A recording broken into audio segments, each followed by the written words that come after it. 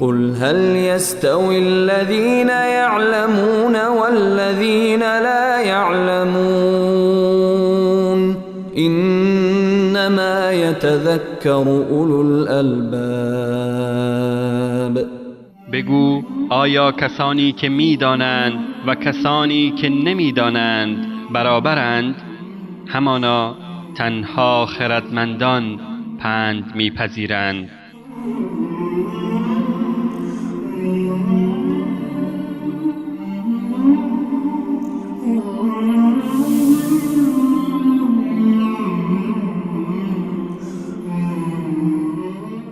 واشهد ان لا اله الا الله وحده لا شريك له واشهد ان محمدا عبده ورسوله صلوات الله وسلامه على اشرف الانبياء والمرسلين وعلى آله وصحبه ومن والاه. فاعوذ بالله من الشيطان الرجيم.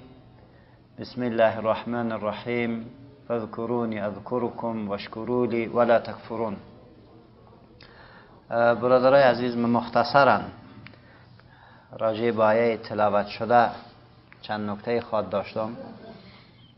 اولی که الحمدلله و المنه، ما شما مسلمان هستیم و حسب ایمان سلسله نکات را باید در زندگی خود مراعات بکنیم و به اساس مسئولیت ایمانی خود در فکر ازی باشیم که آنچه که ایمان ما را ضعیف میکنه به ارزش‌های ما و به تعبیر دیگر مهمتر چیز برای ما شما در حیات ما تلاش برای نجات اخروی و دست یافتن به قرب خداوند متعال و کامیابی ما شما در آخرت است.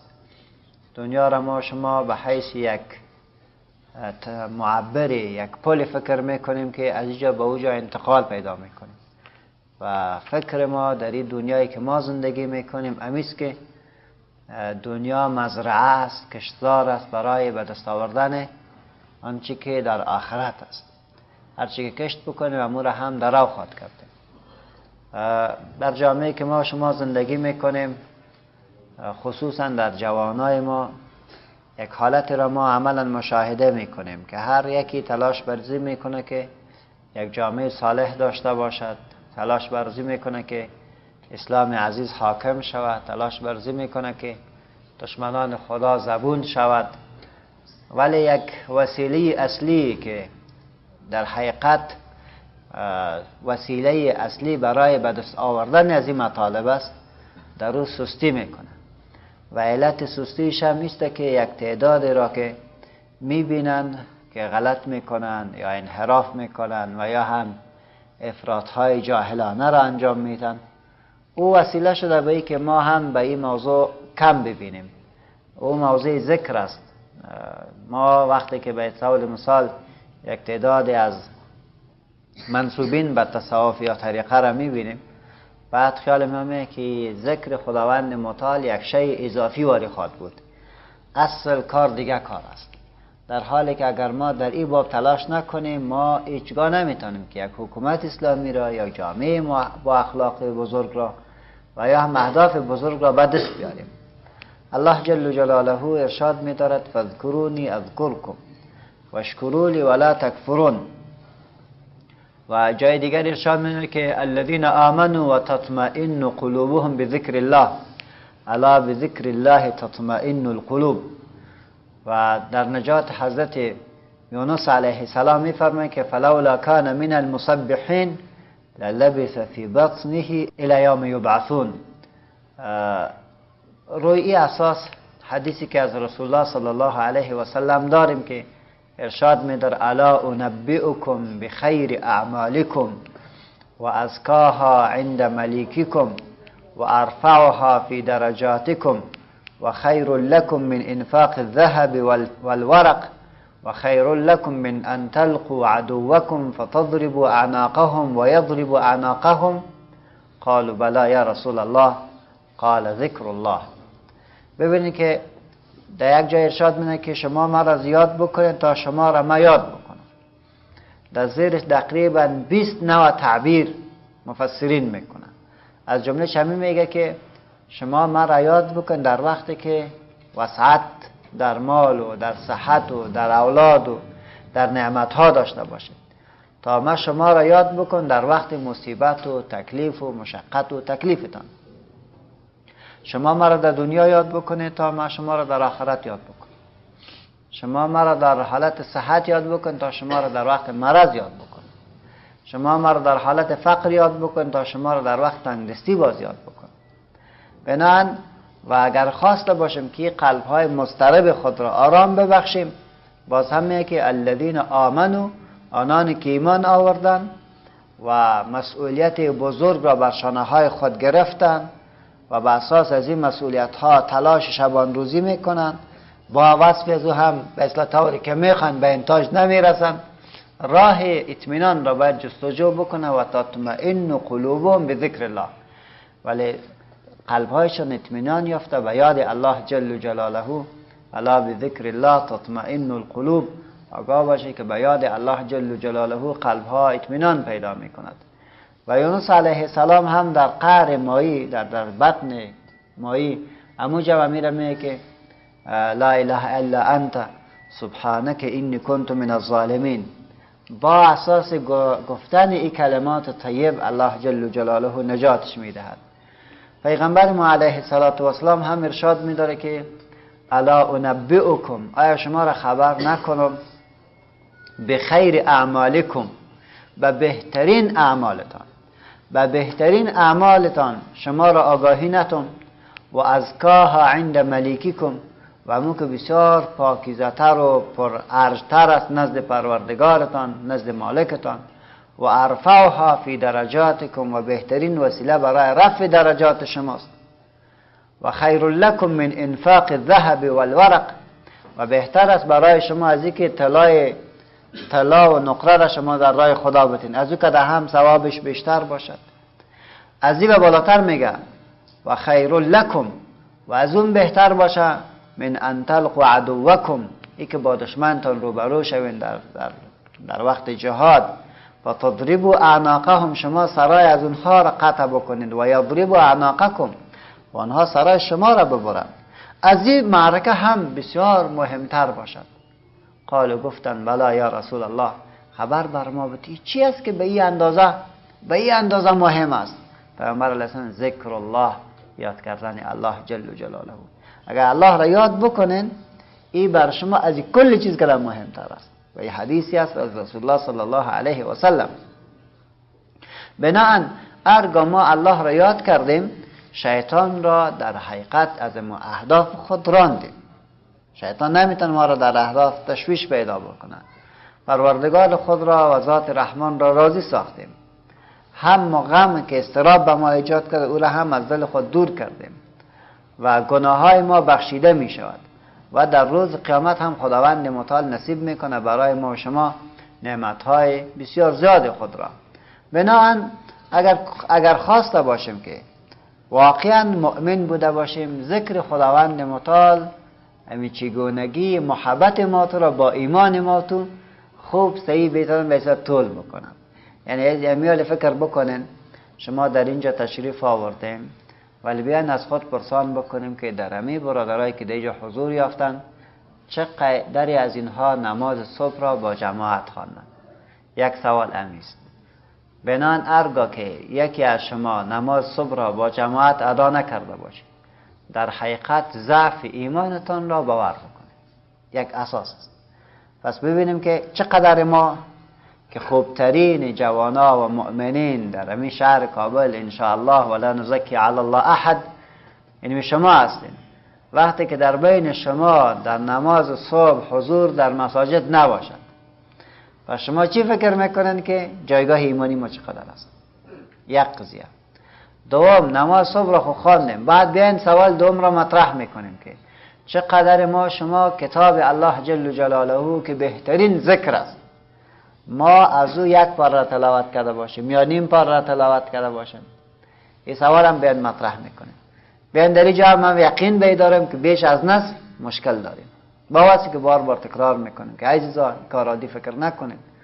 شما میخوان کار بسیار بزرگی را انجام بدین، توپ داری؟ نه. تانک داری نه، دلار داری نه، زور داری نه.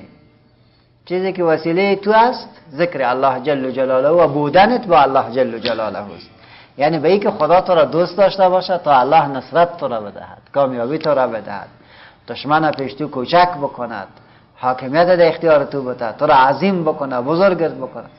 هرگاه تو در نماز صبح حاضر نشوی، تلاوت قرآن نکنی، ذکر الله را نکنی، الله با تو را کامیاب میکنه، الله با تو نصرت میکنه. استغفر الله. این چی رقم است؟ این غلط است.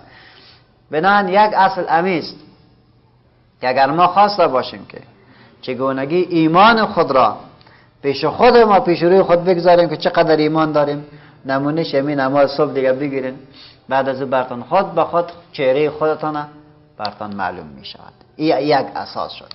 ذکر الله جل جلاله در وجود ما تو قدرتی را ایجاد میکنه که عمل بکنیم با اون مفاهیم دینی که اسلام عزیز از ما تو میخواهد. یعنی به این تعبیر ذکر الله مانند آب است. هرگاه ای آب را به سر و اصلاح تخمها که در زیر زمین کشت شده برود، خود به خود گلها چی میکنه؟ سبزه میگیریش. بعد بار بار برش داده بوری، گلها چی میشود؟ سبتر شده میرود، پررنگ شده میرود، قوی شده میرود و وسیله ازی میشه که صبح در زیر از او بشینی و هم منظره زیبایش ببینی. اگر شما ذکر الله را نکنین و متوجه به این موضوع دقیق نباشین و این زبانتان رو به یاد الله تر نکنین، شما باور به داشته باشین که سقوط میکنین، یا به اساس دشمن ظاهری که شیطان علیه لعنه و دشمنان دوستای شیاطین هستند، و یا هم با نفستان هر یکی شما را ضربه میزند، یا نفس شکستتان میدهد و یا شیطان شما را شکست میدهد. هر کدامش که شد خود در حقیقت شما شکسته هستین و آنچه که باید میشدین او نمیشود. روی اساس اگر متعهد هستین برای مبارزه در راه دین، پس ذکر الله جل جلاله را فراموش نکنین. اعمال آنانی که با ذکر الله جل جلاله غلطی میکند، اصل قرتک میزنند، اصل دول استرنای را شروع کردن، او دلیل به این نمیشه که ما تو از ذکر الله جل جلاله عاقب بریم و در رابطه به این بی تفاوت بوده باشیم. بناهن زیبا است که هر یکی ما از کار را در دو بخش تقسیم بکنیم. یکی از کاری که موقت به وقت است و یکی از کاری که او تعلق به وقت ندارد. و طور مثال رسول الله صلی الله علیه و سلم هنگامی که از خواب میخیست چی میگه؟ یک ذکری است که اگر شما مداومت به این کردین در حقیقت کل روزتان را اصلاح میکنه. چقدر زیبا خواهد بود که هر یکی از ما شما هنگامی که از خواب خود بلند میشیم در اوجا من حیث یک مسلمان و من حیث کسی که اعتقاد داریم بر این اساس بخیزیم و بگیم الحمدلله الذی احیانا بعد اماتنا و الیه النشور. اشهد ان لا اله الا الله وحده لا شریک له له الملك و له الحمد و هو على كل شیء قدیر. این را بخوانید، بعد جست استاد شوین و به طرف وضویتان بشتابین و وضو بگیرین. وقتی که وضو گرفتین، وقتی که وضو را خلاص بکنین، بعد بگین که اشهد ان لا اله الا الله وحده لا شریک له له الملك و له الحمد و هو على كل شیء قدیر. اللهم اجعلنی من التوابین و اجعلنی من المتطهرین. شما میبینید که چقدر تغییر میخوره، یک قدم به طرف دیگرگونی هست. بعد وقتی که از این خلاص میشن میاین، این چیزایی هست که بسیار آسان و تغییر دهنده، جهت دهنده است برای چی؟ برای اصلاح موضوع. یک قرط آب را هم بنوشین و بگین اللهم اشفینی بشفائک، پروردگارا تو مرا به شفای خودت شفا بده از امراض ظاهری و از امراض باطنی. بعد نماز میخوانین، نمازی که خواندین آهسته آهسته به طرف مسجد حرکت بکنین و در راه رفتن به طرف مسجدتان امیر باید بگین که اللهم اجعل فی بصری نورا، اللهم اجعل فی لسانی نورا، اللهم اجعل فی یمین نورا و فی شمال نورا و من فوق نورا و من تحت نورا، اللهم عظم لی نورا، اللهم اجعل فی قلب نورا.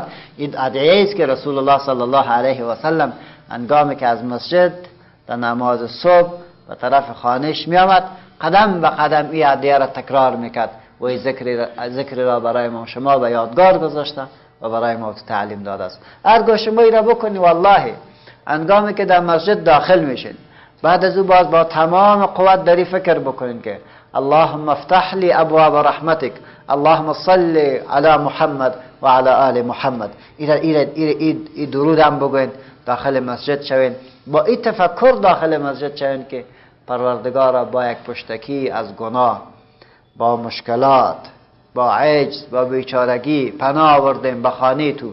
یا الله تو ذات عظیمی هستی که ما بندگانت هنگامی که کسی اقرار به گناه خود بکند و طلب بکنه بخشش را به خانه ما بیاد، ما او را میبخشیم. یا الله برای تو مثل اعلا است، تو عظیم و شأن هستی، همه قدرت پیش تو است.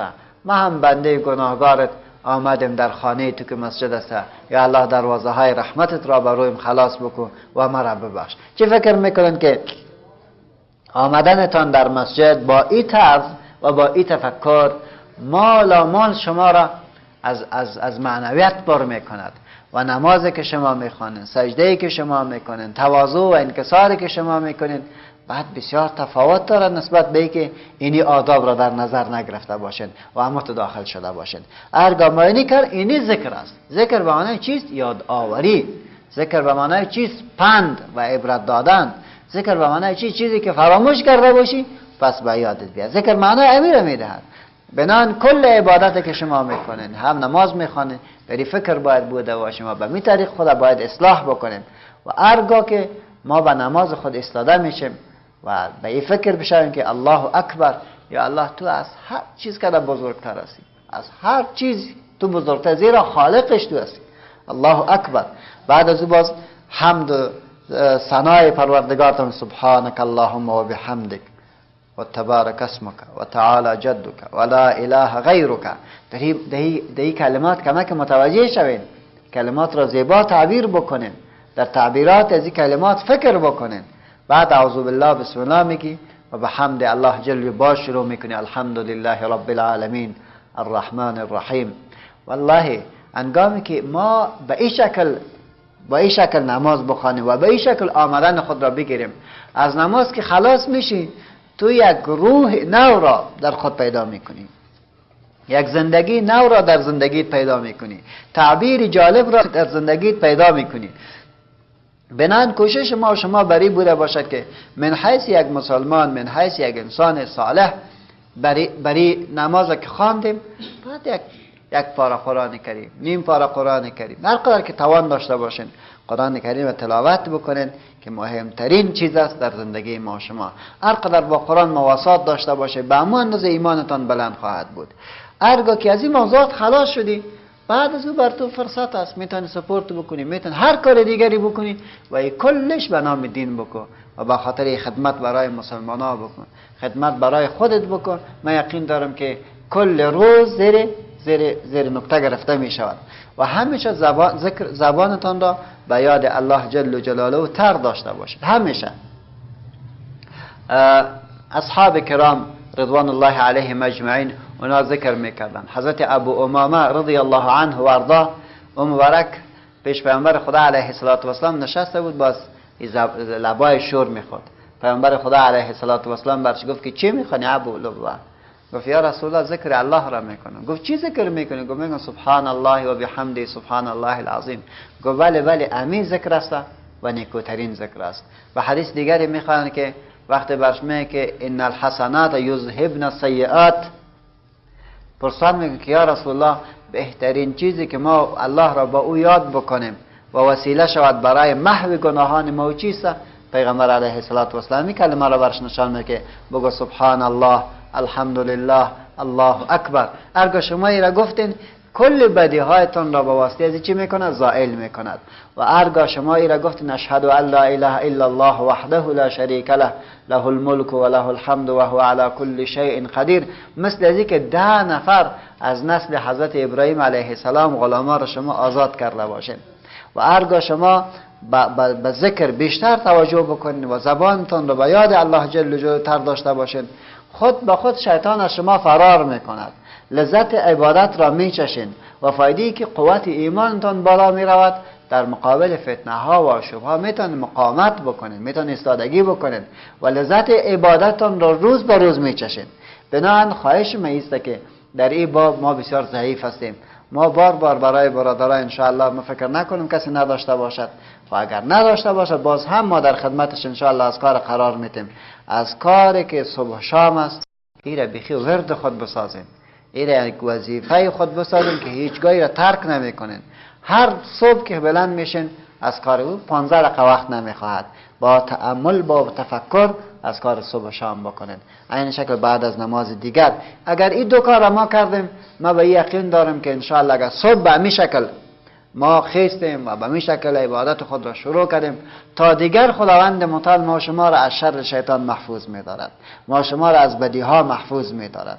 بعد از نماز دیگر باز از کار خدا خواندیم و باز شدیم، باور بکن تا صبح خداوند متعال ما شما را محفوظ می‌دارد. و رسول الله صلی الله علیه و سلم می‌فرماید که هر کسی که این کلمات را می‌خواند خداوند متعال ملائکه را مقرر می‌کند تا که این را از بدیها نجات بدهد. ملائکه را مقرر می‌کند تا که این را از بدیها نجات بدهد. طبیعتاً بدی پیش تو بدی می‌شود، زشتی پیش تو زشتی می شود و میتون در مقابلش ایستادگی بکنی. روزی که ذکر الله را نکرده باشین مورد هجوم شیطان قرار میگیرین، مورد هجوم نفستان قرار میگیرین.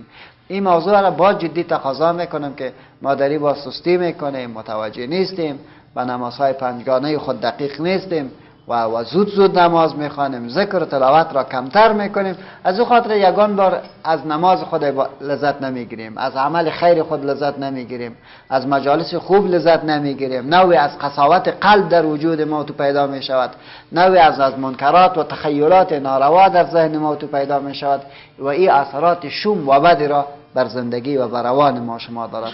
خداوند متعال توفیق عنایت بکنه که ما ذکر الله را بکنیم و ایتو نشو که دیگرها که نمیکنه اونها را اسوه خود قرار بدیم، یا یک تعدادی که میکنه و غلط میکنه یا اونها را دیدن از اونها وسیله بر رد شدن ما شما شد.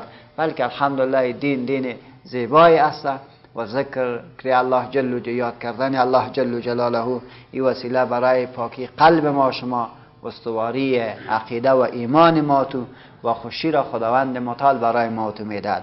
بنان اگر فواید عادیش فکر بکنیم، ذکر شیطان را از شما دور میکنه، قوت نفس که بر تو حاکم شده او را مهار میکند، برای قلب پر اضطرابت امن میدهد، اطمینان میدهد. لا بذکر الله تطمئن القلوب. خداوند متعال برکات را در مالت، در عمرت و در اعمالت میدهد.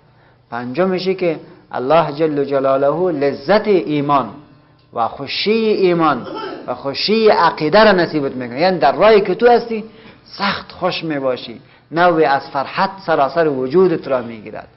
و شمعی که خداوند متعال برای تو با واسطه ذکر الله جل جلاله فرحت برت میدهد که میتون در هر مجلسی که تو باشی اون مجلس را هم خوش میکنی، اون مجلس را هم یک نورانیت عجیبی نصیب میکنی.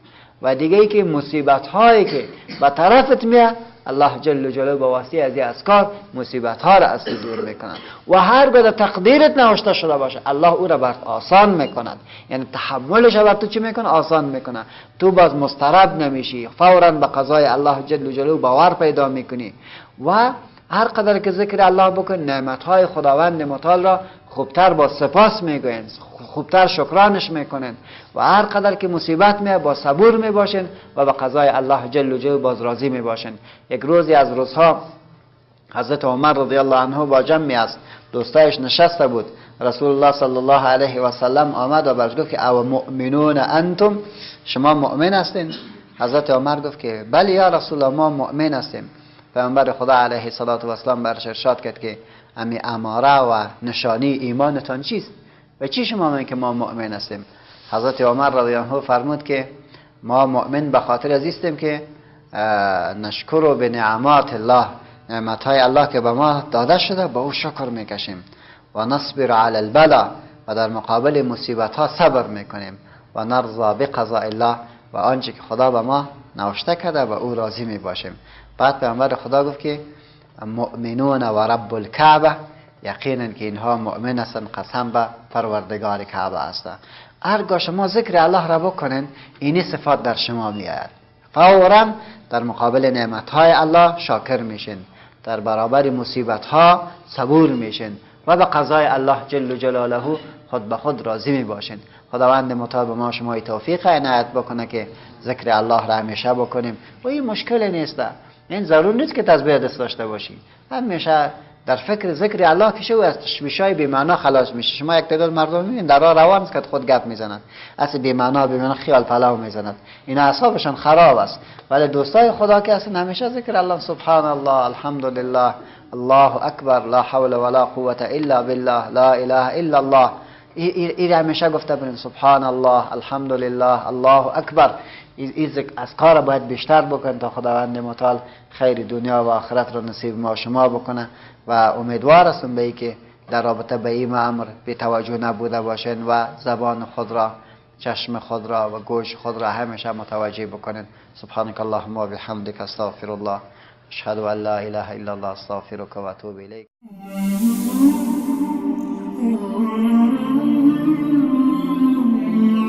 قل هل يستوي الذين يعلمون والذين لا يعلمون إنما يتذكر أولو الألباب.